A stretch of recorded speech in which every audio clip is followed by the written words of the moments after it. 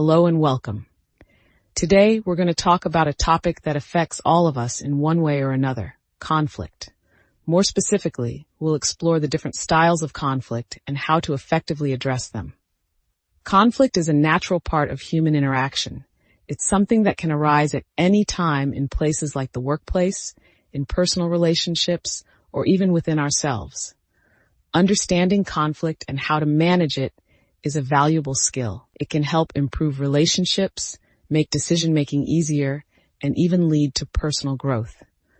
Before we dive into the different styles of conflict, let's first try to understand what conflict really is. Conflict occurs when there is a disagreement or a clash of interests, goals, or values between two or more parties. It's important to note that conflict is not always negative. It can lead to new ideas and improvements. Now let's talk about the different conflict styles. Researchers have identified several types, each with its own approach. The first style is the avoiding style. People who prefer this style often shy away from confrontation. They might postpone conflict or even ignore it altogether. Avoiding conflict can be useful when the issue is trivial or when it's not the right time to address it. However, overusing this style can lead to unresolved issues and may cause more problems in the long run. Next, we have the accommodating style. This is when one party gives in to the wishes or demands of the other. Individuals who use this style tend to be cooperative rather than assertive. They place a high value on the relationship and may sacrifice their own needs to maintain peace. While this style can preserve relationships, it can also lead to resentment if one consistently ignores their own needs. Now let's move on to the competing style. This is a more assertive approach, where one party pursues their own interests, often at the expense of the other. People using this style are typically driven and determined to achieve their goals. This can be useful when quick, decisive action is needed or when protecting vital interests. However, it may lead to strained relationships if not managed carefully. The compromising style is another approach. It's where both parties agree to give up something to reach a mutually acceptable solution. Think of it as meeting halfway. This style is useful when both parties have equally important goals and there is limited time. However, compromises might not address the root cause of the conflict and could lead to dissatisfaction. Finally, we have the collaborating style. This involves working together to find a win-win solution that satisfies the needs of both parties. It's about problem solving and is often seen as the most effective conflict style. However, it requires a high level of commitment and can be time-consuming.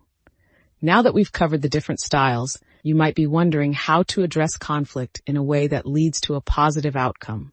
Here are a few strategies. First, it is important to understand your own preferred conflict style. This self-awareness can help you manage conflicts more effectively. Understanding others' styles can also be beneficial. It provides insight into why people react the way they do. When you're involved in a conflict, try to communicate clearly. Use I statements to express your feelings and needs without blaming the other party. For example, instead of saying, "You never listen to me," you might say, "I feel unheard when I'm interrupted." Active listening is also crucial. It means truly hearing what the other party is saying without interrupting or thinking about your response while they're talking. Repeat back what you've heard to ensure you've understood correctly. Another important strategy is to focus on the issue, not the person. Avoid personal attacks and try to keep the discussion on the topic at hand. By doing so, you can prevent the situation from becoming emotionally charged. If possible, aim for collaboration. This means looking for solutions that satisfy both parties.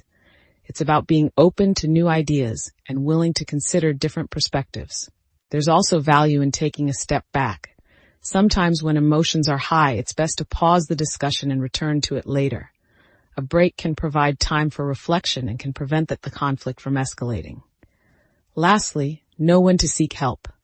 Some conflicts might require an external mediator, such as a supervisor, friend, or professional counselor. Asking for help is not a weakness. It's a step toward resolution. In conclusion, understanding conflict styles and how to address them can significantly improve our interactions.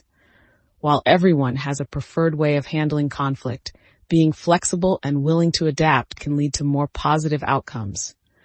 Remember, conflict is not inherently bad. When managed well, it can lead to better understanding, stronger relationships, and personal growth. Thank you for listening to this exploration of conflict styles. We hope it gives you a better understanding of how to approach conflicts in your own life.